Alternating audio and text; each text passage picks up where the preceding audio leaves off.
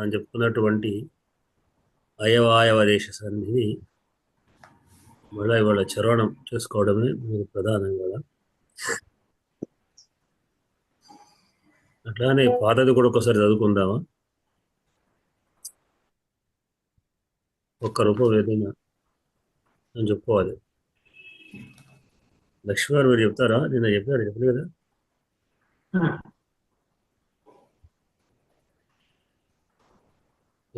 శుద్ధిభాష దాంట్లో ఏదో ఒక చెప్పండి. శుద్ధిభాష మధురి విషయాల గురించి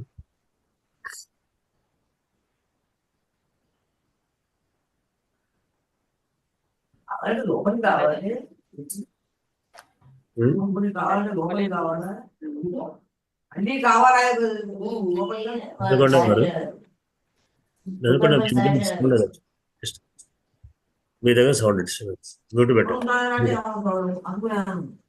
నెలకొండ మ్యూట్లో ఉండండి. Thank you. చెప్పండి అమ్మా.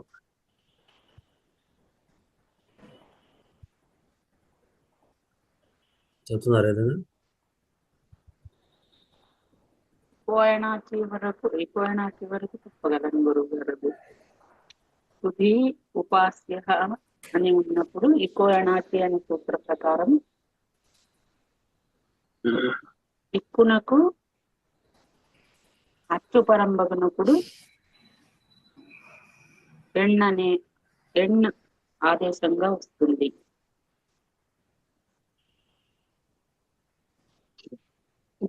ఇది విడిగా చేయగలను గురువు గారు. శుద్ధ తర్వాత ప్లస్ ఈ ప్లస్ ఉపాస్య అలా ఉన్నప్పుడు ధకారోత్తరవర్తి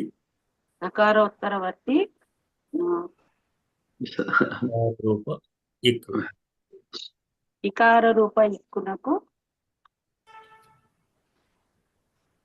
ఉపాస్య అను పదంలోని ఊ అనే అచ్చు పరమైనప్పుడు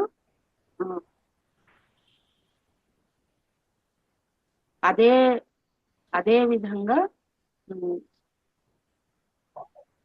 రెండవ సూత్రం తస్మిన్నితి నిర్దిష్టే పూర్వస్య అను సూత్రం ప్రకారంగా ఆదేశ స్థానానికి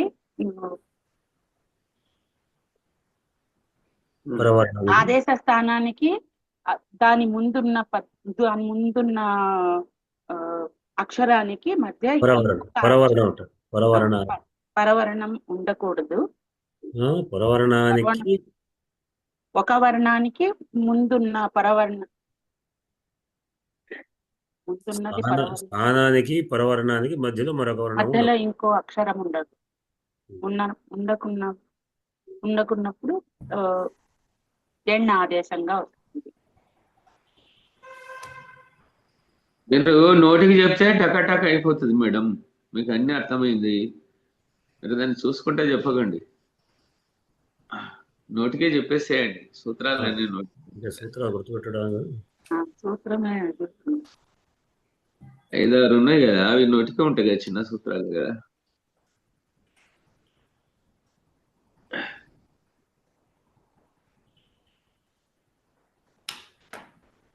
మీకు అంతా అర్థమైంది కదా లక్ష్మి గారు? అర్థమైంది గురుగారు. అయితే చెప్పటానికి అదే పర్వాలేదు ఎంతవరకు వస్తుంది? అవునవును, ఓకే. ప్రయత్నం చేసి మళ్ళా చూసుకోండి తర్వాత అయినా. అది కాకుండా వారు మీరు చెప్తారా? వద్దులే, మళ్ళీ చెప్పు.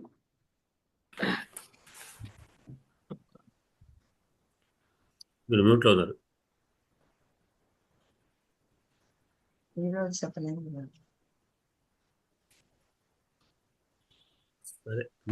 వేరే ఉదాహరణ ప్రయత్నం చేయమంటారు గురువు గారు? ఈ 4 కాకుండా వేరే ఉదాహరణ అంటే ఇది ఇంట్లో ఉన్నదండి. చెప్పండి, ప్రయత్నం చేస్తాను గురువు. ఓకే. నది ప్లస్ ఊర్ధ్వం, నద్యూర్ధ్వం. దీనికి నది ప్లస్ ఊర్ధ్వం, ఊర్ధ్వం నది ప్లస్ ఊర్ధ్వం. దీనికి రూపం సాధించాలంటే ముందున్నటువంటి ఇకార రూప దకారోత్తరవర్తి ఈకార రూప ఇక్కునకు ఉకార రూప అచ్చు పరమైంది కాబట్టి ఎండ ఆదేశంగా వస్తుందని ఇకో ఎణచి సూత్రం ద్వారా మనకి తెలుస్తుంది. గుడ్. ఇది కాబట్టి అయితే దీనికి మరొక నిబంధన ఏమిటంటే తస్మిన్నితి నిర్దిష్టే పూర్వస్య అనే సూత్రం ప్రకారం ఆదేశంగా వచ్చే స్థానానికి దానికి పరంగా ఉన్న స్థానానికి మధ్యలో మరొక వర్ణం ఉండరాదు. ఇక్కడ అది ఆ నిబంధన పూర్తయింది. ఎందుకంటే దకారోత్తరవర్తి ఈకార రూప ఇక్కునకు ఉకార రూప అచ్చునకు మధ్యలో మరొక వర్ణం లేదు కాబట్టి ఇక్కడ యణాదేశం వస్తుంది. అయితే ఇప్పుడు ఎన్ అంటే ఎవరల్లో ఏది ఆదేశంగా రావాలి అంటే స్థానయంత్రతమ అనే సూత్రం ప్రకారం దానికి ఆదేశానికి సాదృశ్యం ఉండాలి. ఇక్కడ సాదృశ్యం అంటే ఇకార రూప ఇక్కునకు దానికి ఇచుయసానాంతాలులో ఇకారము చవర్గము య స మొదలైన ఉన్నాయి కాబట్టి దీనికి ఎవరలలో సాదృశ్యమైంది ఏంటంటే యకారం. కాబట్టి ఇక్కడ ఈకారం బదులు య ఆదేశంగా వస్తుంది. అప్పుడు ఏమవుతుంటే రూపం నద్ ప్లస్ ఈ ప్లస్ ఊర్ధ్వం, అది అక్కడ వరకు రూపం మనం సాధించాం. ఆ తరువాత అననిచ్చ అనే సూత్రం ప్రకారం అననిచ్చ అనే సూత్రం ప్రకారం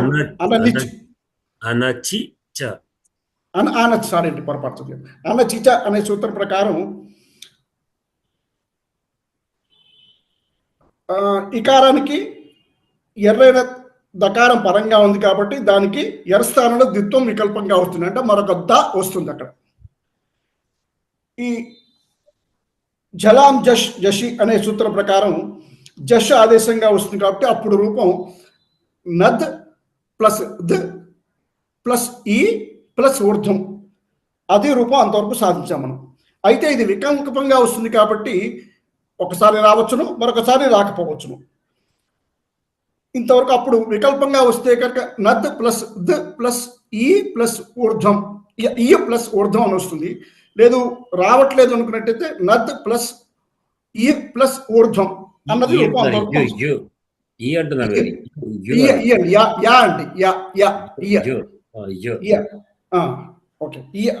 అనేటువంటి రూపం అంతవరకు సాధించాం మనం. అయితే సంయోగాంతస్య లోపః అనే సూత్రం ప్రకారం సంయోగం జరిగినప్పుడు చివరికి అంతంలో ఉన్నటువంటి వర్ణానికి లోపం వస్తున్న సూత్రం.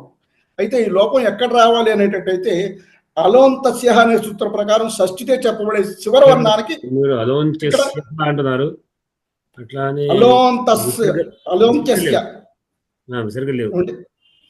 అలోంత్యస్య అన్నానండి, అదే కదా అలోంత్యస్య చివరి వర్ణానికి లోపం జరుగుతున్నారు. అయితే ఎన్ ప్రతిషేధో వాచ్య అనే వార్తికం ప్రకారం ఎన్ వచ్చినప్పుడు ఈ లోపం రాకుండా నిషేధిస్తుంది.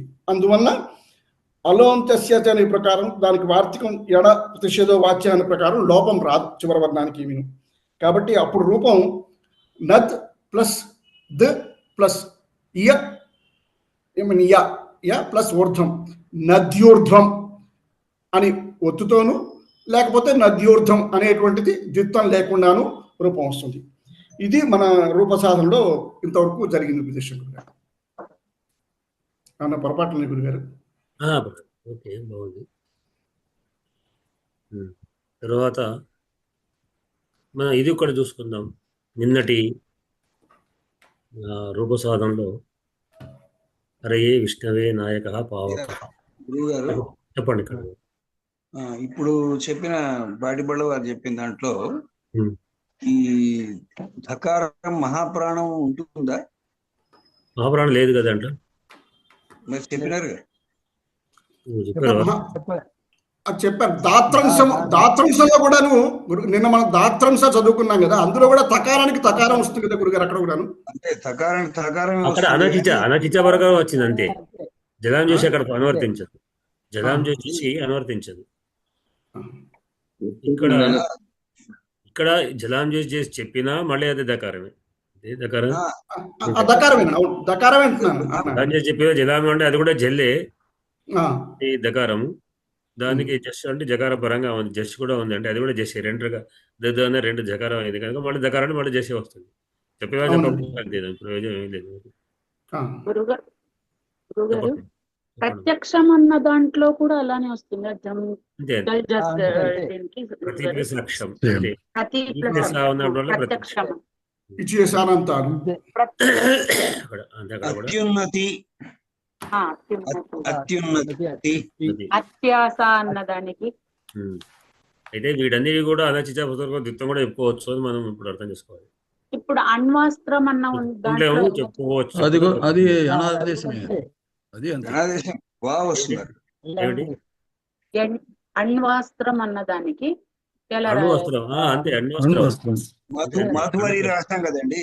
మధ్వరిలో దకారోత్తరం అది రెండవ దహ వచ్చింది కదా గురుగారు, అక్కడ అలా దీంట్లో ఎక్కడ వస్తుంది? దకారకు సంబంధం లేదు. అణు ప్లేస్ శాస్త్రం ఊ ప్లేస్ అనే మనం చూసుకోవచ్చు. ఇక్కడ ఊ వస్తుంది. అణు ప్లేస్ శాస్త్రం అణ్వస్త్రం, అణు ప్లేస్ అగచ్చది నేర్పుకున్నాక అన్వగచ్చదు. అణ్వస్త్రంలో మళ్ళీ ద్విత్వం రాదు.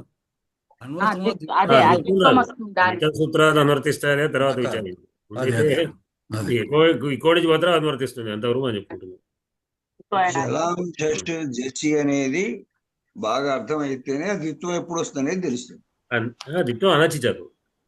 ఆ, ఈ జలాం చేసి నేనేమో అల్ప ప్రాణ అవుతుందా లేదా మనం చూసుకోవడం. యొక్క తృతీయ వర్ణాలు వస్తాయా, చతుర్థ వర్ణం తృతీయ వర్ణాలు వస్తాయా లేవా అని మాత్రం చూసుకోవచ్చు. అనచిచ ఒకసారి బాగా అర్థం చేసుకోవాలి. మరి అన్నట్టుగా జలాం చేసి కూడా బాగా ఏ సూత్రం బాగా అర్థం చేసుకుంటే అది వస్తుందా లేదా మనం చూసుకోవచ్చు. సూత్రాలు ముఖ్యంగా రూప సాధన కంటే సూత్రాలు బాగా అర్థం చేసుకోవాలి. వరుసగా మన సూత్రాలు అట్లా ఎందుకు చెప్పుకున్నామంటే అక్కడ అనుమానాలు వస్తే రెండోది సూత్రం అవుతుంది. ఇకోణిజీ అనే సూత్రం గణాదేశం అంటే ఎట్లా ఎక్కడ రావాలి అంటే అప్పుడు స్థానితర తస్వీర్ రిజిస్టర్ గురసేపరకు మధ్యలో రాదు అని చెప్పింది. మరి ఎండులో 4 వస్తాయి, ఏది రావాలి అంటే మన స్థానాంతర సూత్రం ప్రకారంగా స్థానాదేశం ఏ రూపానికైనా ఈ వరుసలో కలుసుకోవాలి. మాకు సూత్రం అర్థమైంది కానీ సూత్రం బట్టి కాలేదు అంతే. బట్టి కాకపోతే సూత్రం అంటే ఆ సూత్రం వెళ్తారు. సూత్రం పేరు చెప్పుకొని లేదు, సూత్రం చెప్తే అయిపోతుంది అంతే. సూత్రం యొక్క వృత్తి అవసరం లేదు మనం చెప్పాలి. మనం దాంట్లో సూత్రము ఆ సూత్రం యొక్క పద విభాగము వృత్తి అవన్నీ మనం చెప్పాల్సిన అవసరం ఏం లేదు. మనం రూప సాధన చేసేటప్పుడు కేవలం ఈ సూత్రం అని చెప్పి ఆ సూత్రం ఏం చెప్పిందో మనం చెప్పుకుంటే దాన్ని మనం ఇక్కడ ఎట్లా కన్వర్ట్ అవుతున్నది అంటే దానికి సంబంధించినటువంటి ఏమున్నాయి ఇక్కడ ఏదేదో ఎండ ఏదైనా అవి చూపించి ఇక్కడ వస్తుంది అని ఏ విధంగా చెప్పుకోవచ్చు. అయితే మనకు అనుమానాలు ఏమిటి అంటే ఎక్కువ ఎండ వస్తుంది కానీ మరి అన్ని ఇక్కులు అనేక ఇక్కులు ఉన్నాయి కదా అని చెప్పడానికి తస్మిన్ రిజిస్టర్ వస్తాయి. ఈ తస్మిన్ రిజిస్టర్ వస్తే మనం ఇప్పుడు చెప్పుకుందాం, మిగతా ఎప్పుడు చెప్పాల్సిన అవసరమే లేదు. ఎందుకంటే దాని తర్వాత నేను అర్థం ఇది జనరల్గా సంధి సూత్రం. సంధుల్లో మొట్టమొదటి సంధి కనుక మనం ఇక్కడ చెప్పుకుంటున్నాం. ఎక్కడ సంధి అయినప్పుడు కూడా తర్వాత పరమోన వర్ణానికే వస్తుంది అని అర్థం, అంతేగాని మధ్యలో వర్ణానికి రాదు. అంటే పరవర్ణం ఉన్నప్పుడు పూర్వస్థానం మాత్రమే వస్తుంది. పూర్వానికి పరానికి మధ్యలో మరొక వర్ణం ఉండకూడదు అనేటువంటి నియమం మొత్తం అస్సంధి హల్సంధి విసర్గంధి అన్నింటిలో అదే నియమం. ఎందుకంటే అన్నింటికి ఇప్పుడు మనం ఇక్కడ చెప్పుకున్నాం ఒక మొట్టమొదటి సూత్రం మనం సాధన చెప్పుకుంటున్నాం అంతే. అట్లానే స్థానాంతరమ కూడా మనం ఇక్కడ చాలా చోట్ల కూడా అవసరం వచ్చినప్పుడు కూడా చెప్పుకోవచ్చు కదా. ఇవి రెండు గుర్తుపెట్టుకో కేవలం అంటే మనం మొట్టమొదటి రూప సాధన. అట్లానే దాని తర్వాత మిగతా వాటిని కూడా అంతే తస్వరదిష్ట గురు అదే ఇలా చేసి కూడా తస్వరదిష్ట గురు వస్తాయి అన్నట్టే ప్రధానికి అన్నట్టే అంతే. నాకు ఒక చిన్న సందేహం సార్, చెప్పండి. ఇది ఎక్కువ ఎందుకు ఈ దిత్తు ప్రయోగాలు మనకు ఎక్కువ ఎందుకు కనిపించవు? ఎక్కువైంది అసలే కనిపించవు ఎక్కువ. అయితే నాకు వీటిలలో కోశాల్లో కనబడుతుంది దిత్వ పదాలు ఉన్నాయి. దిత్వాలు నేను చాలా చోట్ల చూశాను. దిత్వాలు చూసి ఎందుకు దిత్వం వస్తాయి అట్లానే పురాణ వాటిలో ఉన్నాయి. మన దగ్గర లేక ప్రయోగం లేకపోయినా వాటిలో కనబడుతుంటాయి. కొన్ని ప్రతులలో దిత్వాలు బాగా కనబడుతుంది, కొన్ని ఎట్లా కనబడవు. అన్ని కూడా దిత్వాలు ఉన్నాయి. ఈ పుస్తకంలోనే లఘు సిద్ధాంత కౌముదిలో అనిపించింది నాకైతే. అదే సూత్రమే అక్కడ అనువర్తించమని. వేరే చోట అయితే నాకు మాయమైనట్టు అవి కూడా మాయమైనవి అంతే. వాటిని మనం బాగా గట్టిగా బతకడానికి వస్తుంటే లేకుంటే రావచ్చు. అంటే నాకు అసలు ఈ సూత్రం గుర్తులేదు. నేను ప్రతి చోట చూసేప్పుడు ఎందుకు దిత్తం ఉన్నది, వీళ్ళు ఎందుకు పెడుతున్నారు అనుకుంటున్నారు. మళ్ళీ మీ ముందు పాట దిత్తం అక్కడ ఉన్న కొరకు ఉందా అని పాత విషయం. అక్కడ చూసేప్పుడల్లా వీళ్ళు పొరపాటు పెడుతున్నారా మరి, ఎందుకు ఇప్పుడు పెడుతున్నారు అని. ద్విత్వం ఇక్కడే కాకుండా ఇంకా వేరే చోట్ల కూడా వస్తూ ఉంటాయి సార్. అదే తస్మిన్ ఇక్కడ రెండు తస్మిన్ ఉన్నట్టు అపి తస్మిన్ అది వేరు. అపి అన్నాం అనుకోండి, అది వేరు. అక్కడ కూడా తస్మిన్ అపి అక్కడ ఎందుకు అవును, వచ్చిందో మనకి అర్థం తస్మిన్ కాదు. అపి నిత్య ఈ సూత్రం చేత కాదు అది. అదే అదే వేరే సూత్రం.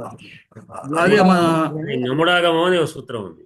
ఆ, ngam ngam అంటే ఏమిటి మీరు ఒకసారి చెప్పండి. ngam అనే ప్రత్యాహారానికి అర్థం ఏమిటి? నమస్కరించడం. యమగణనం యమగణనం యమగణనంలో ప్రత్యాహారం. అవునండి యమవే గణనం, అవునండి గణనలకు మాత్రమే ద్విత్వం వస్తుంది. దాన్ని కొన్ని వీళ్ళకు పిల్లల నోట్స్ లో కూడా బిఏ వాళ్ళకి ఇచ్చిన దాంట్లో వాళ్ళకు అనునాసిక ద్విత్వ సంధి అని పేరు పెట్టారు. నిజానికి అంత కాదు, ఎందుకంటే అనాసిక మిగతా రెండు కూడా ఉన్నాయి, అవి రావు. ఎలాగ రాదు, గణనలకు మాత్రమే వస్తుంది. అప్పుడు ప్రత్యంగ ఆత్మ ప్రత్యంగాత్మ అదే అదే అదే అచ్యుత సన్నచ్యుత ద్విత్వం వస్తుంది. అదే మన తెలుగులో అయితే హల్లు తర్వాత వస్తే ఈ ద్విత్వం రాకుండానే కలిసిపోతుంది. వాణిని అడిగి అయిపోతుంది. వాణిని అడిగారు. అదే ద్విత్వం వాడుతున్నారు. అదే రాజయ్య గారితో చాలా సార్ చాలా చోట కంది వారితో మాట్లాడినప్పుడు దానికి చర్చలు బాగా జరుగుతుంటాయి. బోధనను ఉదాహరణ చెప్తారు.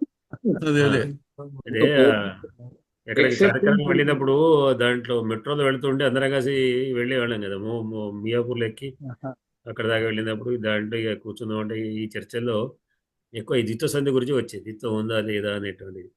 ప్రయోగాలు ఉన్నాయంటే ప్రయోగం ఉందా కానీ అది నిజానికి సరైనది కాదు అనేటువంటిది ఈ పెద్దవారు చెప్పినటువంటి విషయం నాకు ఇంకా తెలుగులో లేదు అని.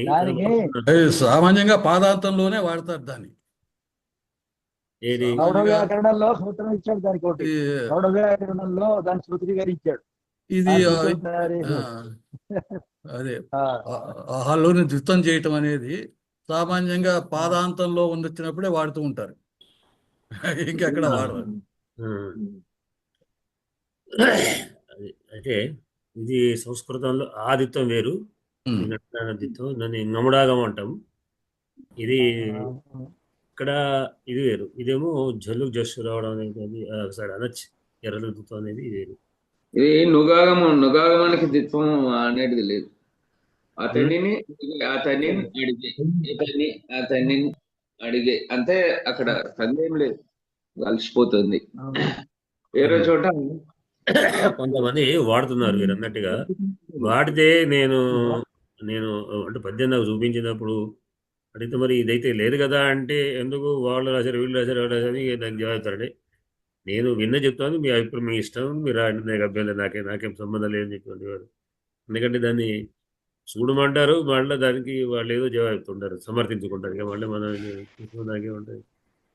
నాకైతే ఇంతవరకు, ఎందుకంటే రాజయ్య గారు లాంటి వాళ్ళు చెప్పారు, అవధాన్ లాంటి వారు లేదనేటువంటిది అని నేను వాళ్ళు రాసేవాళ్ళు ద్విత్వం రాస్తాం, మాకు పోతాను రాసే చిన్నవాడ పోతాను గొప్పవాడు కదా, ఆయన రాశారు కదా, ఇంకేమో నాకు మనం చెప్పేది ఏం లేదు. పోతన సహజ పండితుడు, ఆయన సంస్కృతాన్ని బాగా చదువుకొని తెలుగులో ఉన్నటువంటి ఆయన చదువునంతా మేలవెచ్చి రాశాడు. అందుకొరకే సహజ పండితుడు అని చెప్పుకున్నాడు. బాగా సంస్కృతం చదివాడు కాబట్టి అది వేసుకుంటూ పోయాడు. ఎక్కడ తేడా అది. మరి దీన్ని చెప్పండి, హరయే దనుకొండ వారు చెప్పండి. రెండే సూత్రాలు అనేది.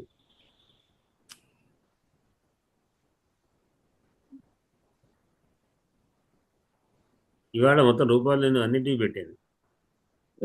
చూసాను నాయకకి పావకి.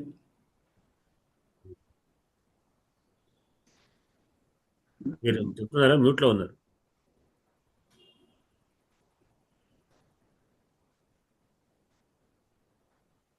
ఏత్సులకి అంటే ఏఐ ఏఓ ఐ ఔ వీటికి అచ్చు పరమైనప్పుడు ఐ ఔ ఆయ్ ఆవ్ అనేవి ఆదేశంగా వస్తాయి.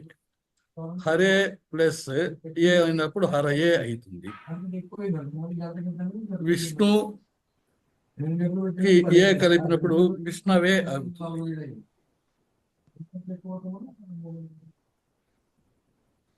విష్ణుకి ఏ కలిపినప్పుడు విష్ణవే అవుతుంది. సూత్రం చెప్పండి అయ్యా. సూత్రం నాకు అనవసరం అండి, నాకు కావాల్సిన సారాంశమే. కానీ అదే ఇక్కడ శైలజ గారు అడ్వకేట్ గారు ఉన్నారు, శైలజ గారు అడ్వకేట్ గారు ఉన్నారు. కోర్టులో వాదించేటప్పుడు సెక్షన్ చెప్పకుండా కేవలం సెక్షన్ లేదు అంటారు. ఈ సెక్షన్ ప్రకారంగా మీరు సెక్షన్ తర్వాత బట్టి వేస్తారు. ఇప్పటికైతే బట్టి కాలేదు. హరే అన్నప్పుడు అవ్వెందుకు రాదు అది చెప్పాలి కదా. సూత్రం వదిలేసేయ, సూత్రం మేము చెప్పుకుంటాం కానీ హరే అన్నప్పుడు అవ్వెందుకు రాదు, హరే అన్నప్పుడు ఆ ఎందుకు రాదు, అవి అవే వరుసలో వస్తాయి. ఎందుకు రాదు, అవి అవే వరుసలో వస్తాయి. అదే మరి అదే కదా చెప్పమనేది. స్థానాంతరే ఇదేది అన్నప్పుడు ఇది ఎందుకు రావాలంటే ఎందుకు వస్తుంది? తస్మిన్ ఇది నిర్దిష్ట పూర్వస్య అనే సూత్రం ప్రకారం వస్తుంది. కాదు యథాసంఖ్య సమానం సమానం ఆ సూత్రం ప్రకారం.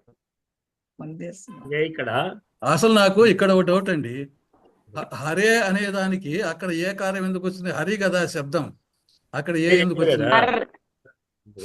హరే హరయే అనేటువంటి చతుర్థి విభక్తి, చతుర్థి విభక్తిని హరే చతుర్థి విభక్తి ఉండగా అక్కడ రూప సాధనలో కూడా ఇది శబ్ద ప్రకరణాలు వస్తుంది. అక్కడ హరి ప్లస్ ఏ హరే అనే ఏకారం వచ్చింది. అది ఇప్పుడు మనకు అది అనవసరం లేదు, కనుక మనం స్థితి ఆ స్థితిలో ఉండగానే మనం చెప్పుకుంటుంది. దానికంటే పూర్వం హరి ఏ ఎందుకైనా అక్కడ వస్తుంది. అది హరి ప్లస్ ఏ అని ఉన్నప్పుడు దానికి ఏ అని ఎందుకు వచ్చిందో సూత్రం అక్కడ చెప్పుకుంటాం. ఇప్పుడు మనం చెప్పాల్సి ఏంటంటే ఆ స్థితిలో ఉండాలి. హరే అని ఉన్నప్పుడు ఏ ఉన్నప్పుడు ఎట్లా అయింది మాత్రమే మనం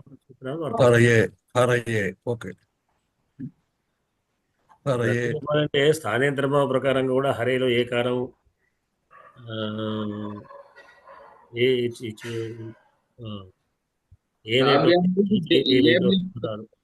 జేబిఎంఎస్ లో ఏ ఉంటుంది కదా సార్, హరి ప్లస్ ఏ అక్కడ ఈ స్థానంలో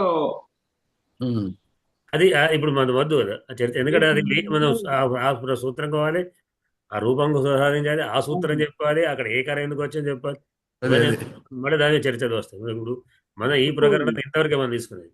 ఏ అయితే సుప్పు, ఆ ఏ ఉన్నప్పుడు ఈ ఐ అనేది ఆదేశం వస్తుంది.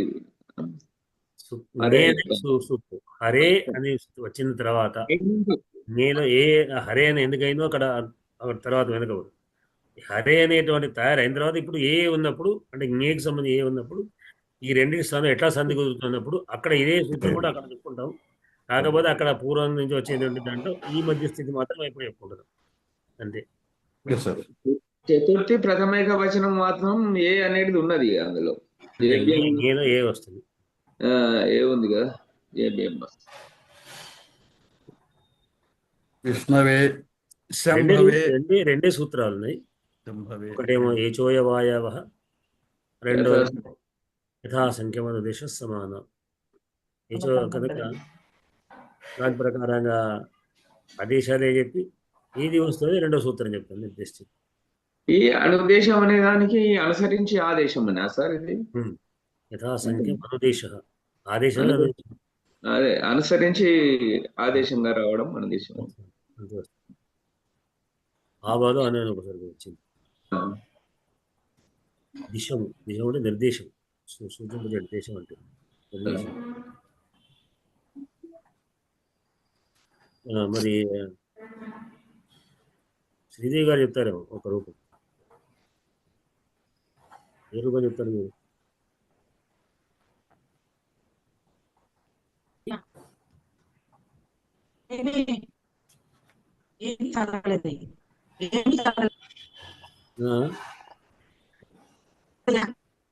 మీది వాయిస్ బ్రేక్ అవుతుంది.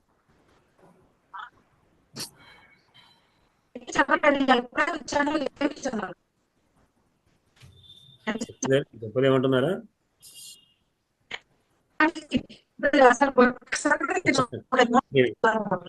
మీ వాయిస్ బ్రేక్ అవుతుంది. మీరు ఏం చెప్తున్నారో అర్థం అవుతుంది మాకు. చెప్పలేను అంటున్నారండి, ఇప్పుడే వచ్చామని. ఓకే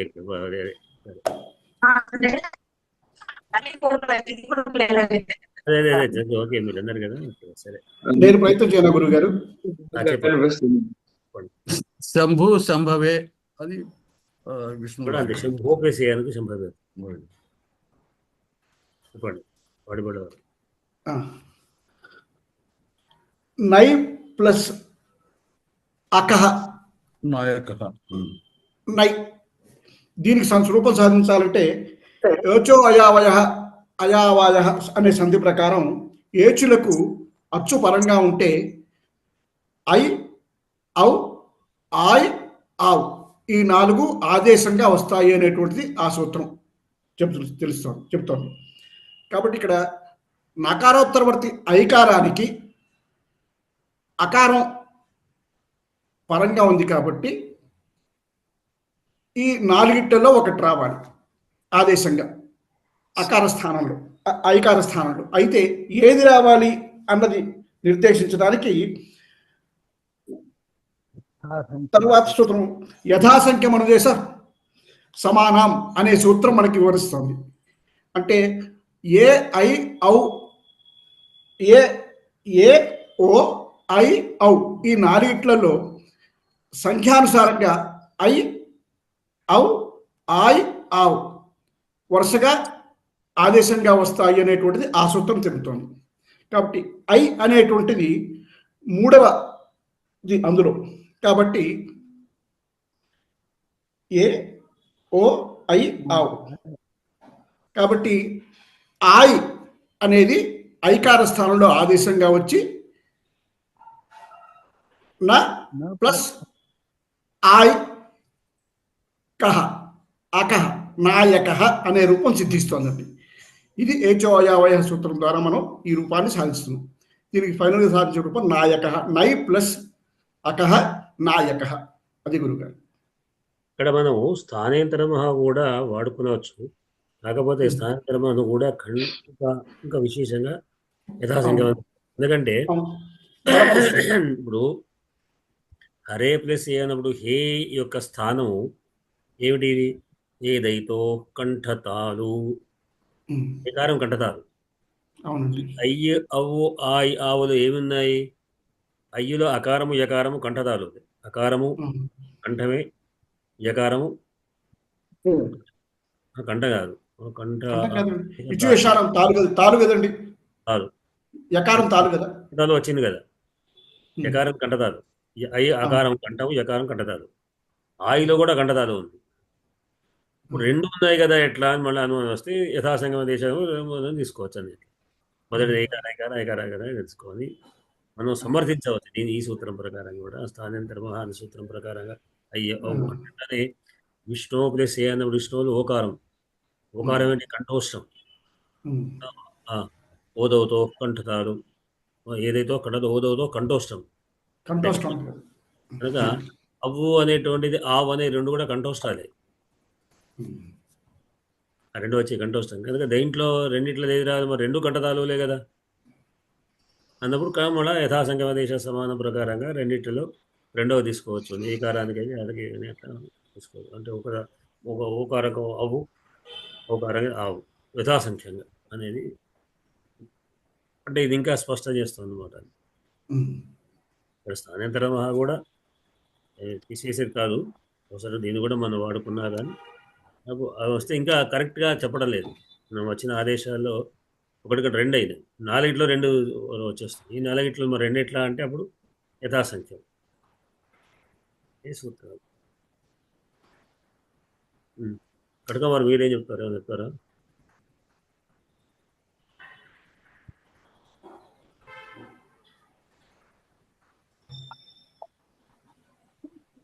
అయ్యా పావకహ అనేది ఉంది కదా, అది ఎట్లా వచ్చింది? అది ఇలాంటిదేనా? అవు కదా, అవు అనేది ఉండేది ఓదవుతో కంఠోష్టం. ఆవు వచ్చినప్పుడు ఆవు వస్తుంది. అవు అనేది కంఠోష్టం, ఆవు కూడా కంఠోష్టమే. అంటే పవు అనేది ఉంది అక్కడ, పవు అనే దానికి ఇది కలుస్తుంది ఎట్లా? పకారం తర్వాత ఔ ఉంది కదా, పకారోత్తం ఆవు వస్తుంది. అయ్యా ఆవు ఏషో అయవాయ వహ అనే సూత్రం ప్రకారంగా ఏజహ అయవాయావహ అని విభజించుకుంటే, ఏజహ అనేది అది క్రమంగా తీసుకున్నట్లయితే ఏచ్ అనేది తీసుకుంటే ఏ ఓ ఐ ఔ అంతవరకు వస్తాయి. కాబట్టి ఏ ఓ ఐ ఔ లకు అచ్చు అచ్చు పరమైనప్పుడు అయ అవ అయ అవ అయ్యో అవు ఆయ్ ఆవు ఐ ఆయ్ ఆవ్ ఆవహ ఆవ అనేటటువంటి రూపాలు వస్తాయి. ఇక్కడ దీనికి రెండో సూత్రం ఏమిటి, ఏది దేనికి వస్తుంది అని ఇప్పుడు మీరు గురువు గారు చెప్పినట్టు యథాసంఖ్యం అనుదేశ అని చెప్పడం జరిగింది. సమానార్థం. కాబట్టి ఇక్కడ ఇచ్చింది పౌ ప్లస్ ఆవు అని ఇవ్వబడింది. పౌను విభజించుకుంటే ప ప్లస్ ఔ. కాబట్టి ఇక్కడ ఏ ఓ ఐ ఔలో 4వది ఔ వచ్చింది. కాబట్టి వీటికి వచ్చేటటువంటిది కూడా యథాసంఖ్యం అనుదేశ. కాబట్టి 4వది తీసుకున్నట్టయితే ఐ ఔ ఆయ్ ఆవు అనే దాంట్లో 4వది ఆవు అవుతుంది. కాబట్టి అప్పుడు పౌ అనే దాంట్లో పా ప్లస్ ఆవు అవుతుంది. ఆకశబ్దం తీసుకున్నట్టయితే మనం కలుపుకుంటే అది పావక అవుతుంది. ఇది రూపశాస్త్రం. రాజా గారు మీరు ఏం చెప్తున్నారు? ఏం చెప్పాలి, చెప్పారు కదా, విష్ణువే చెప్తాను. మీరు ఏం చెప్తే చెప్పండి, వాడు రెండే చెప్పారు. విష్ణు అనేది కూడా చెప్పారు. విష్ణు ప్లస్ ఏ విసురుగా లేవు, విష్ణు అనే విష్ణు అనే విసరుగా ఏ ఇక్కడ సూత్ర ప్రకారంగా ఏకు అంటే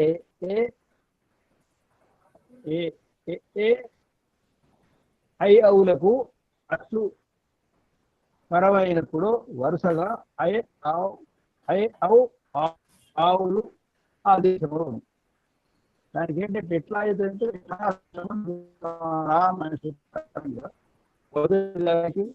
మొదటిది రెండోదానికి మూడోదానికి అంటారన్నమాట. అయితే ఇక్కడ మనకు తీసుకున్నప్పుడు విష్ణు ఏ అన్నప్పుడు విష్ణు ఇక్కడ ఏదైతే ఉందో ఓకు విష్ణు ప్లస్ ఏ కదా, ఓకు ఆవు వస్తుంది. ఆ వరుసగా మనం తీసుకున్నప్పుడు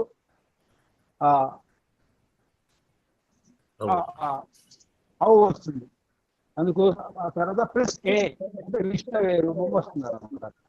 ఓకు ఆవు వచ్చి ఇక్కడ ఏదైతే ఉందో విష్ణు ప్లస్ ఆవు ప్లస్ ఏ విష్ణువే రూపం వస్తుంది అన్నమాట. గారు ఇస్తారా? ఇక్కడ ఏచ్ అన్నప్పుడు మనం కాస్త వివరించి చెప్పుకుంటే మాహేశ్వర సూత్రాల్లో నుంచి ఏవోన్ ఐఓ అనే దాంట్లో ఇక్కును తీసేస్తే ఏ ఐ ఓ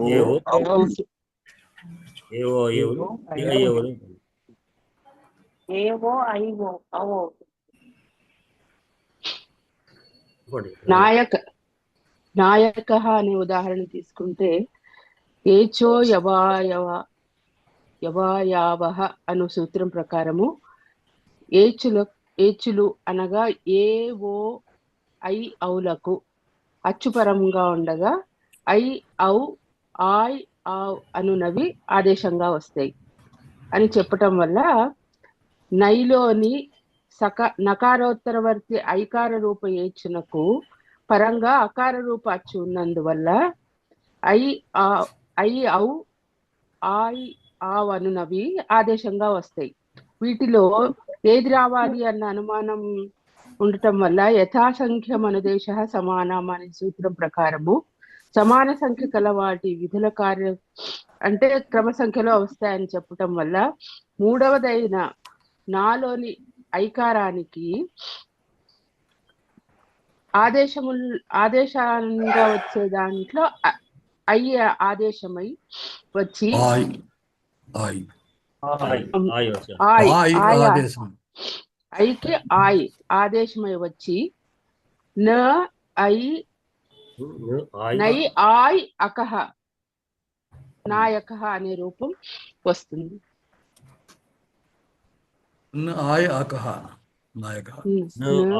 ఆయ్ అకహ నాయకహ అనే రూపం వస్తుంది. మనం ఇది కూడా అంటే మనం చెప్పుకున్నాం కదా, ఎందుకంటే ఈ సూత్రం స్థానాంతరమా కూడా కనుక్కొని చెప్పుకోవచ్చు.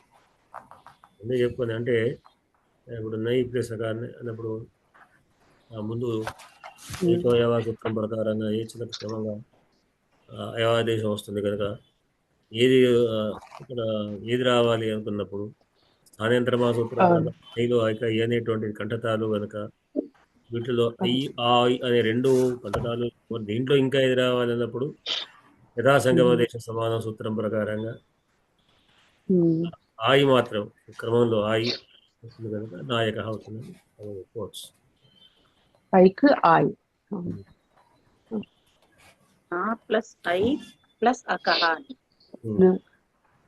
ఐ స్థానంలో ఆయ్ వస్తుంది.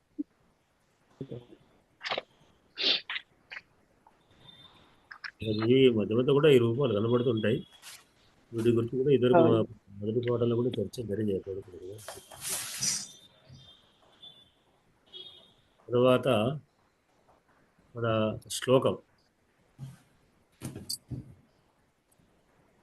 సన్యస్త చిహ్నామిరాజ్యలక్ష్మీం తేజో విశేషానుమితాం దధానః ఆసీదనా విశ్వదానరాజిః అంతర్మదావస్తద్విపేంద్రః. సన్యస్త చిహ్నామిరాజ్యలక్ష్మీం తేజో విశేషానుమితాం దధానః ఆసీదనా విష్కృతదానరాజిరంతర్మదావస్థ ఇవ ద్విపేంద్రః. దీన్ని పడిపడ చదువుతారా? చదువుతాను. సంయశ్చ చిహ్నామపి రాజ్యలక్ష్మీం తేజో విశేషానుమితాం దధానః ఆసీదనా విష్కృతదానరాజిర్ రాజిః అంతర్మధావస్థ ఇవ ద్విపేంద్రః. మళ్ళా చదువుతాను. సంయశ్చ చిహ్నామపి రాజ్యలక్ష్మీం తేజో విశేషానుమితాం దధానః ఆసీదదానా విష్కృతదానరాజిః రాజిః అంతర్మధావస్థ ఇవ విపేంద్రః.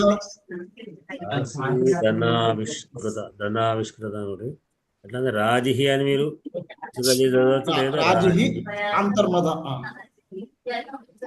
రాజిహి అని అంతర్మధనావస్థ చదవచ్చు కదా గురుగారు. రాజిహి రాజిహి అంతర్మధావస్థ విసర్గ సంధి ఉంది కాబట్టి విసర్గ ఉంది కాబట్టి రకారం ఇక్కడ విసర్గ పదవి చేంజ్ చేస్తాను. సన్యస్త చిహ్నం అపి రాజ్యలక్ష్మీం తేజో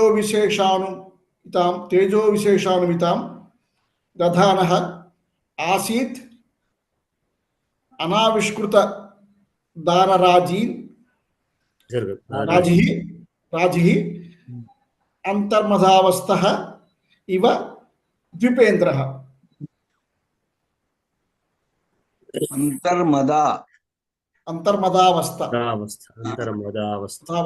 అంతర్మదావస్థ ఇవ ద్విపేంద్రః.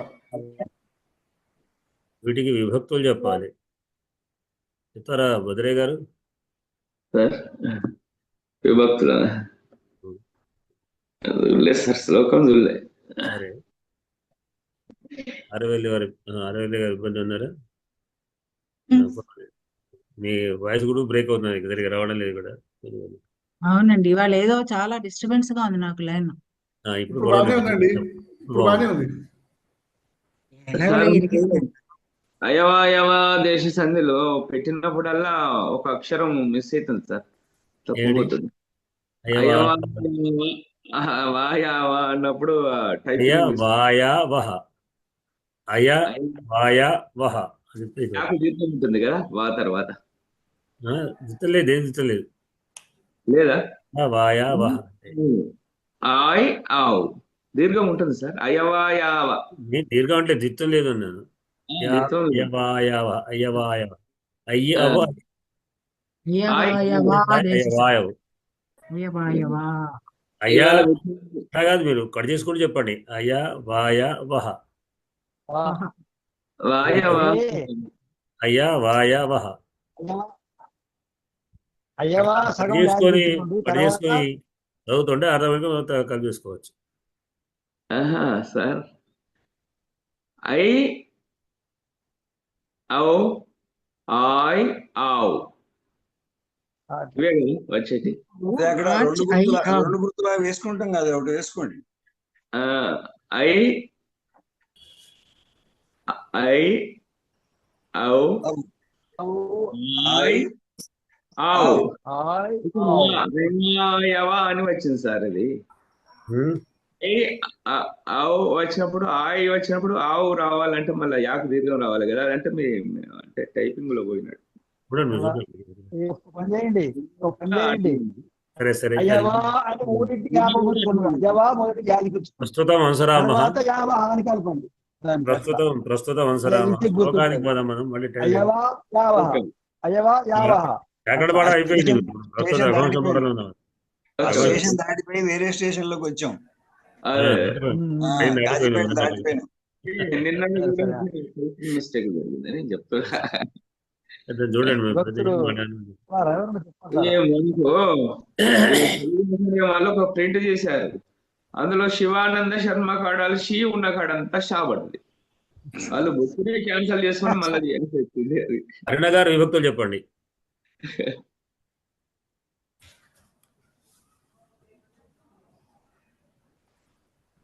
అరుణ గారు గురువు గారు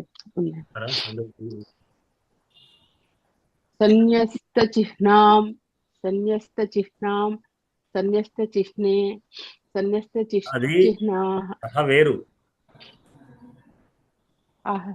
ద్వితీయ సన్యస్త చిహ్నాం ద్వితీయ సహ వేరు చిహ్న శబ్ద న్యస్త చిహ్నం వేరు. సహ న్యస్త చిహ్నాం సహ రాజ్యలక్ష్మీం ద్వితీయ సహ అన్నప్పుడు అపి సహ చెప్పండి. సహ తౌతే అండి.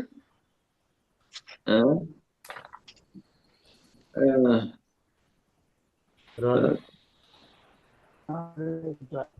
చెప్పమన్నది విభక్తులు కాబట్టి న్యస్త చిహ్నాం ద్వితీయ విభక్తి.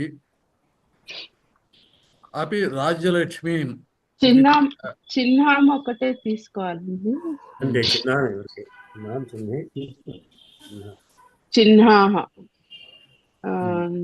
అకారాంత స్త్రీలింగం. చిహ్న అకారాంత స్త్రీలింగ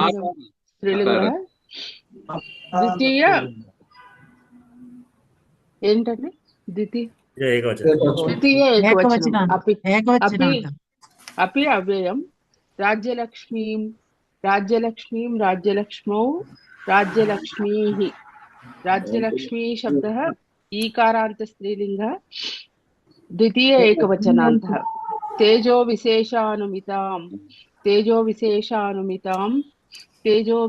విశేషానుమితే అనుమితాః అనుమితా శబ్దः అకారాంత స్త్రీలింగः ద్వితీయ ఏకవచనాంతः. ఆకారాంత స్త్రీలింగः ద్వితీయ ఏకవచనాంతः. దధానః దధానౌ దధానాః. దధాన శబ్దः అకారాంత పుల్లింగ ప్రథమైకవచనాంతः.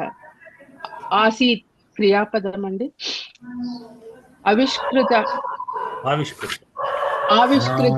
దానరాశి ఆవిష్కృత దానరాజి. అటుపడవారు ఆవిష్కృత మీరు దానరాజి. కొంచెం మ్యూట్లో ఉండండి. ఆవిష్కృత నా దగ్గర అండి దానరాజి. పెడతాను. ఆవిష్కృత దానరాజి. ఆవిష్కృత దానరాజి. ఆవిష్కృత దానరాజయః. ఆవిష్కృత దానరాజి శబ్దः రాజి శబ్దः జకారాంతః పుల్లింగः ప్రథమైకవచనాन्तः అంతర్మధావస్థः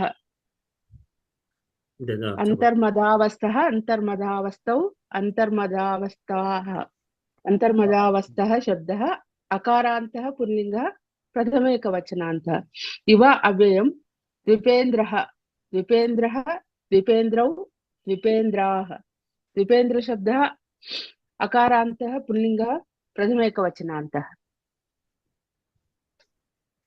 కాకుండా వారు చెప్పండి దీంట్లో వరుసగా అంటే తీసుకున్న ఇది క్రియాపదం ఏది దీంట్లో? ఆసీత్ ఆసీత్. సహ సహ అనేది ఆసీత్ క్రియాపదం. ఆసీత్. మనం ఎప్పుడు దొరకబట్టి ముందు ఆసీత్. క్రియాపదం ముందు పోవాలి ఫస్ట్. ఆసీత్. క్రియాపదం అంటే మూలం నుంచి తీసుకుంటాం అనమాట. ఆసీత్ అనేది ఏమిటి అర్థం? ఆసీత్ ఆసీత్ అంటే ఉండెను. అస్థి అస్భూ ధాతు నాకు అంటే దదానా కహ అని దాని క్రియాపదం సహ రాసండి.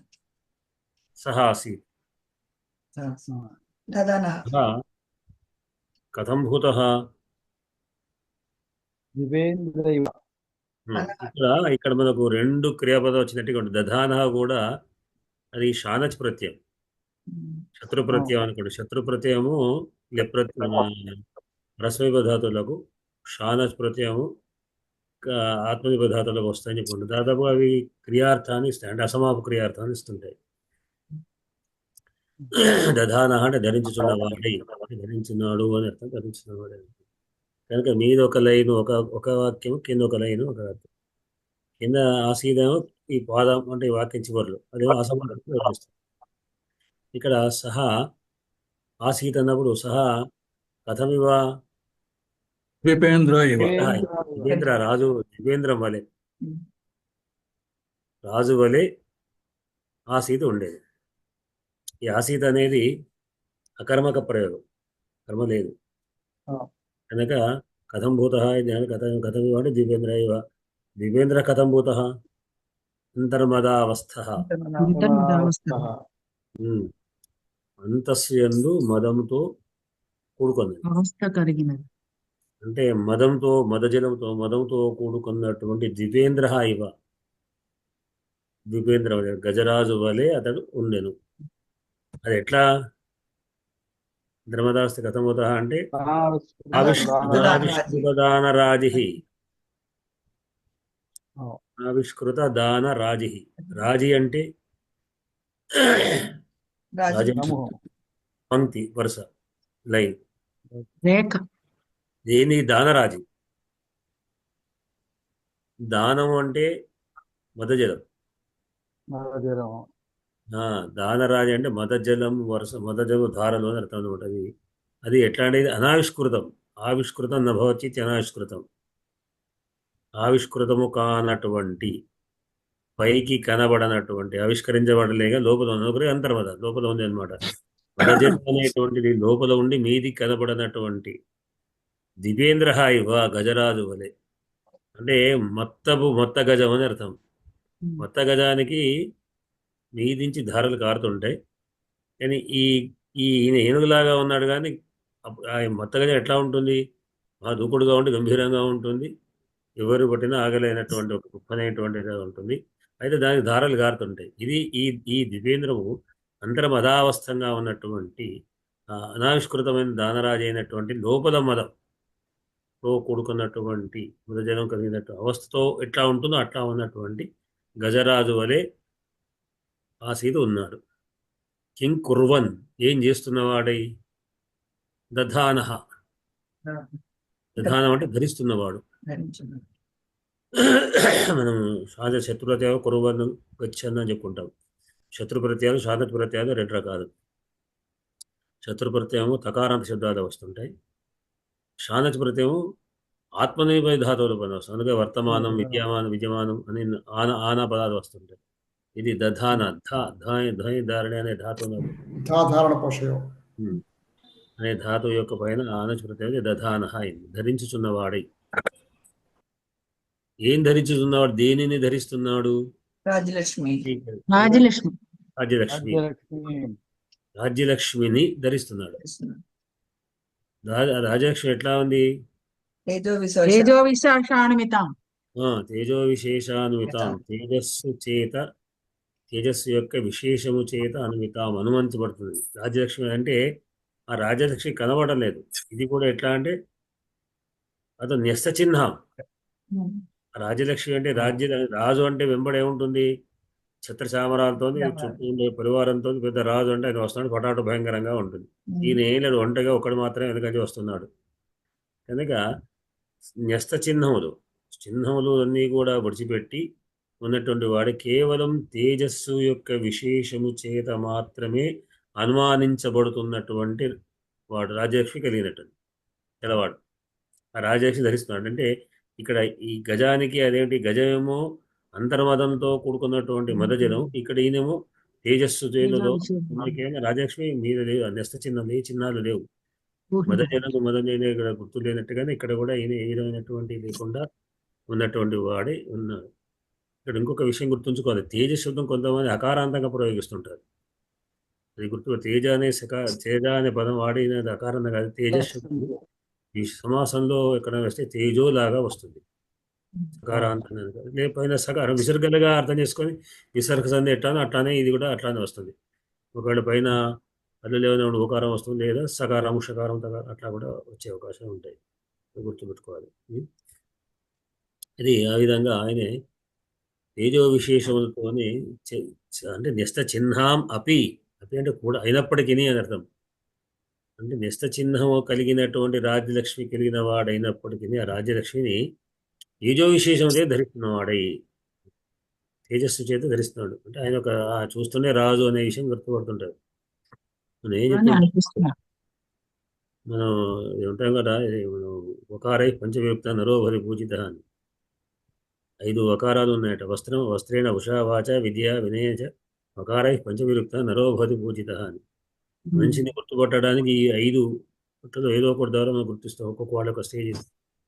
వస్త్రం, కట్టుకునే వస్త్రాలు కానీ, వపుష అంటే వారి యొక్క శరీర ఆకృతి చూడగానే ఈయన ఫలానా గొప్ప వ్యక్తి అని ఎవరు ఏం కదా తెలుస్తుంది.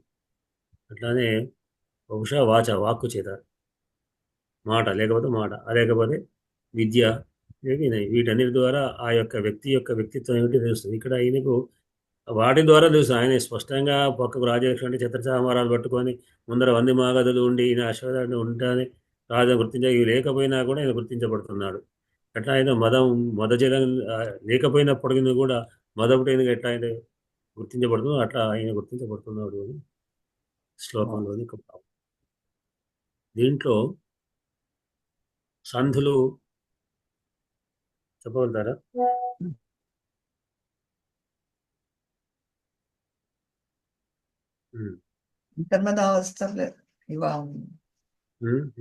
చెప్పండి. అంతర్మదావస్థ ప్లస్ ఇవ. అక్కడ విసర్గ లోపించి అంటే విసర్గ సంధి యొక్క నియమం ఏమిటంటే హ్రస్వాకారం కాకుండా ఉన్నటువంటి అచ్చులకు అచ్చు కంటే పరంగా ఉంటే విసర్గలకు అచ్చు పరంగా ఉంటే విసర్గలు లోపిస్తాయి. అట్లా అంటే పూర్వ ఆకారం ఉండాలి. ఆకారం కంటే పరంగా ఉన్న విసర్గలకు హ్రస్వ ఆకారము కానట్టి అచ్చులు, దీర్ఘ ఆకారమైనా పర్వాలేదు కానీ అట్లానే కొన్ని హల్లులు ఉంటాయి. జల్లులు అంటే జస్సులు ఉన్నప్పుడు విసర్గం కొన్ని అంటే మొత్తానికి హచ్చులు ఇస్తున్నప్పుడు హచ్చులో పరంగా ఉంటే విసర్గలు లోపిస్తాయి. నా ప్లస్ ఆవిష్కృతం అనావిష్కృతం అంటామా? నై తత్పురుష. నా ప్లస్ ఆవిష్కృతం. ఆవిష్కృతం కానివాడని అంటే బహిప్రకటితం కానిటువంటి లక్షణాలు కాబట్టి నా ప్లస్ ఆవిష్కృతం నై తత్పురుష సమాసం. సమాసం కదా అదే. అవును. అదే. అంటే ఇక్కడ సంధి ఏ- చెప్పలేదు. ఈ అకారము, తేజో విశేష ఈ అనుమిత. అకారం ఏదైతే మనం ఇది ఇప్పుడు వ్యతిరేకంగా సత్యం కానీ అసత్యం, ధర్మం కానీ అధర్మం అని వాడినప్పుడు, అంటే సత్యం కానీ అసత్యం సకారం హల్లు గనక అసత్యం అవుతుంది. ధర్మం హల్లు గనక అధర్మం అనుకుంటారు. కానీ అచ్చుతో ప్రారంభమైన పదానికి మాత్రం అన్ను వస్తుంది. అన్న వస్తుంది. అశ్వం కానీ అనశ్వం అంటారు. ఉమ్. అట్లా ఇక్కడ ఆవిష్కృత అనే అచ్చు ఉంది కనుక నా ఆవిష్కృతం అనావిష్కృతం అవుతుంది. ఇది నైతత్పురుష సమాసం. ఇప్పుడు ఒక చిన్న అది అడుగుతాను. సన్యశ్చ చిహ్నామపి రాజ్యలక్ష్మి అన్నప్పుడు సహా న్యశ్చ చిహ్నామపి రాజ్యలక్ష్మియా? అవును. ఆహా. అది సన్యస్త. సహా న్యశ్చ కాదండి. చిహ్నామపి సహా న్యస్త సన్యస్త చిహ్నం. విడిచిన అని అర్థం. విడిచిన అని అర్థం. సన్యస్త. సహన్యస్త సహా అనే ఇది సహా అయితే ఇది ఇక్కడ రాజః. ఒక విశేషం ఏమిటంటే తచ్చబ్దము ఏతచ్చబ్దాలు వాటికి అంటే ఏకవచనాలకు సహా ఈష వీటికి ఒక కవి యొక్క ఇచ్ఛ ఇక్కడ ఉంది. కవికి స్వేచ్ఛ ఏమిటంటే ఈ వీటిని అవసరం ఉంటే ఛందస్సు కొరకు విసర్గ లోపింపు చేసుకోవచ్చు. సహా ప్లస్ రాజ సరాజ అనవచ్చు, లేకపోతే సోరాజ అనవచ్చు. తనకు ఛందస్సుకు అనుకూలం కొరకు తచ్చబ్దము ఏ తచ్చబ్దం ఈ రెండింటి అంటే సహా ఏష అనేటువంటి వాటికి ఏష అనేటానికి అక్కడ విసర్గలు కవి అనుకుంటే అక్కడ విసర్గల వలన ఛందస్సుకి ఇబ్బంది అనుకుంటే వాటిని లోపం చేసుకోవచ్చు. ఇప్పుడు సన్యస్త అని కూడా అవుతుంది. న్యస్త చిహ్నం రాజలక్ష్మి.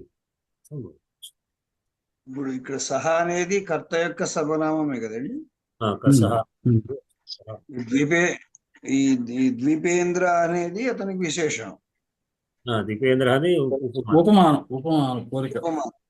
దీపేంద్ర ప్లస్ ఇంద్ర దీపేంద్ర గుణసంధి.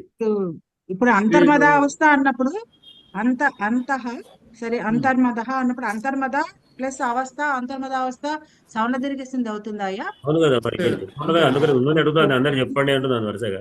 ఇంకేదా అందులో ఉన్నాయి కదా. తేజో విశేషానుమిత సవర్ణ సంధి. విశేషాభిత చదువుమిత విశేషాన్విత సౌందర్య తేజస్సు విశేషం తేజస్సు. అంతర్మద వరకు విసర్గ సంధి. అంతర్మదావస్థ సవర్ణ దీర్ఘం. అవస్థ సౌందర్య అవస్థ ప్లస్ ఇవ అవస్థ ద్వీపేంద్ర గుణ సంధి. అవస్థ ఇవ అవస్థ ఇవ అనేటువంటి విసర్గ లోపం లోప సంధి. అనావిష్కృత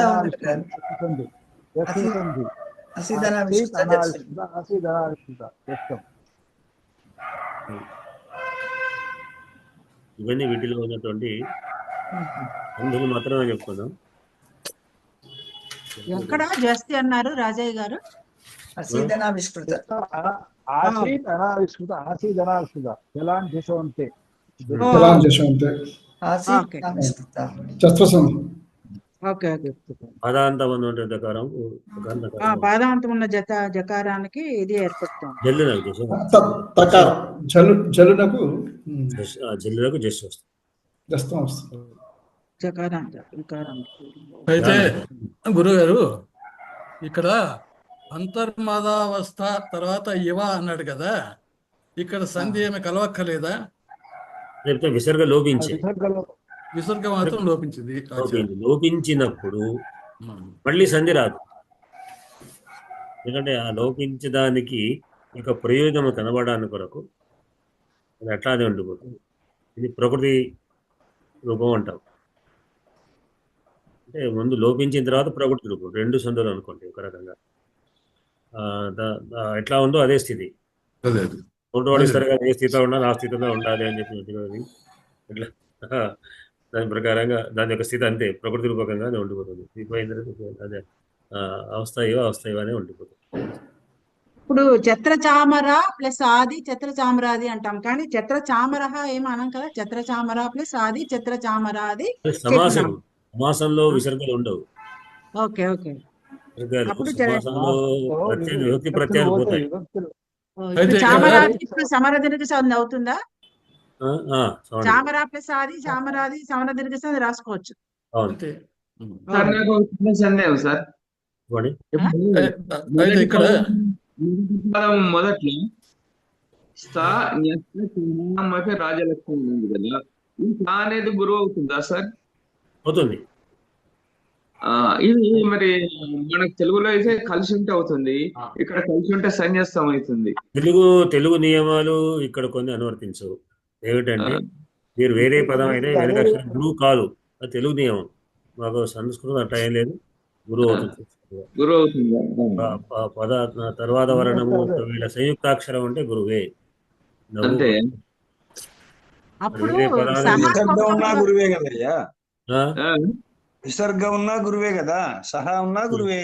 గురువే. ఆ, గురువుగానే గురువు లేదు కానీ ఒకవేళ అంటే ఆయన ఉద్దేశం లఘు కొరకు వాడాడా అని. ఆహా. లఘు కొరకు నా అంటే దిక్కు ఇచ్చాడు. అయితే ఒక విషయం గుర్తుంచుకోండి, ఇక్కడ ఈ ఛందస్సులో మొదటి అక్షరం లఘువునా తీసుకోవచ్చు, గురువునా తీసుకోవచ్చు. అవును. ఎందుకంటే ఏది చెప్పుకున్నాం కదా, ఇది ఇంద్రవజ్ర ఉపేంద్ర వజ్రాలు. అంటే mixed. గురువు ఉంటే ఇంద్రవజ్రం, లఘువు ఉంటే ఉపేంద్ర వజ్ర. ఈ రెండింటిని ఉపజాతి వృత్తం అంటారు. నిజంగా రెండు ఛందస్సు వేరే వేరే, రెండు వృత్తాలు వేరే. ఈ రెండింటిని మిక్స్ చేసుకోవచ్చు. జంట వృత్తాలు. 1.1 నిష్పత్తులు కానీ 2 నిష్పత్తులు కూడా కానీ వాడుకోవచ్చు. ఇంద్రవజ్ర ఉపేంద్ర వజ్రం ఎట్లయినా తీసుకోవచ్చు. వాడుకున్నా ఎట్లయినా వాడుకోవచ్చు. కనుక దీంట్లో ఇంకా దానికి వేరే వేరే పేర్లు కూడా ఉన్నాయి. మనం పెద్దగా దానికి ఆ పేర్లకు పెద్దగా వ్యవహారం లేదు. ఇది దాంట్లో మొత్తం ఎన్ని రకాలైనటువంటి అంటే 1, 3లో కూడా ఈ ఇంద్రవజ్ర మొదటి పాదం ఉంటే ఇట్లా, రెండో పాదం ఉంటే మూడు పాదం ఇట్లా అని రకరకాలుగా పేర్లు ఉన్నాయి. అవన్నీ ఆ వృత్తాల పేర్లు మొత్తానికి ఉపజాతి వృత్తం ఒకటే పేరు కొట్టేస్తాను. అయితే ఇక్కడ ఇంకోటి సార్, సోన్యస్త అని కూడా అనొచ్చు కదా.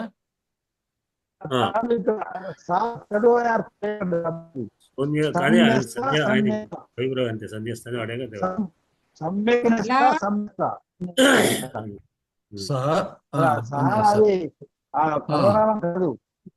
ఇక్కడ పుస్తకంలో కూడా ఇచ్చాడు, క్లియర్ గా ఇచ్చాడు, సంనేస్తా అని. అంటామయ్యా, సో ఇలా అంటాం, సంతోనే వచ్చింది ఇక్కడ. అంటే పాఠాంతరంగా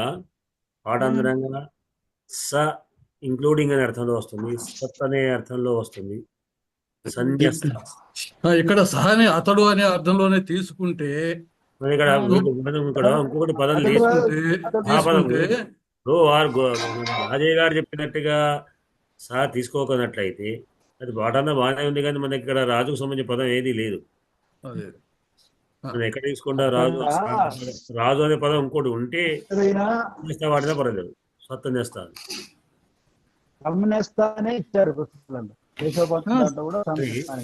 నిజమే. కానీ మనకు రాజును అని ప్రయోగించేటువంటి విశేషమైన పదం లేదు. మనం సమ్యక్ నేస్తా అని అర్థం తీసుకోవాలి. తీసి పక్కకు పెట్టాలనే అన్నమాట. అంటే అట్లా కూడా మనం వాడుకోవచ్చు. ఇది కూడా ఇది సన్యాస్త అంటే ఇక్కడ సహా పెట్టుకుంటే మనకు క్లారిటీ ఉంటుంది. సహా అంటే అతడు అని అర్థం చెప్పుకుంటే ఇప్పుడు సరాజ అనేది చిహ్నములతో కూడుకున్నటువంటి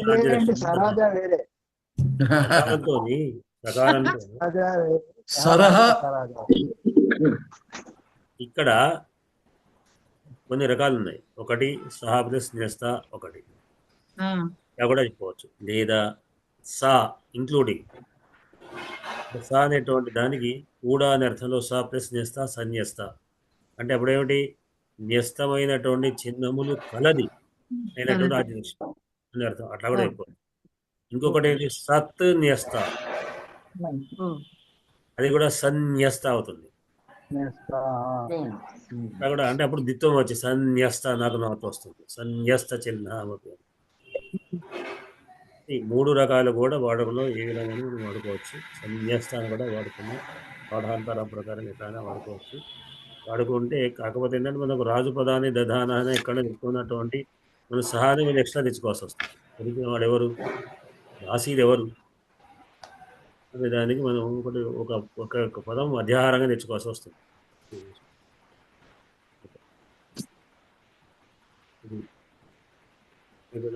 అర్థమైందా మరి? అస్తు ప్రజాభ్య పరిపాలయంతాం న్యాయేన మార్గేణ న్యాయేన మార్గేణ బ్రాహ్మణే లోకా సంస్థ సుఖినో భవంతు. నమస్కారం గురుగారు. శుభరాత్రి. స్వస్తి. కొండవారు నిష్క్రమిస్తుంది. వెంకటేశ్వర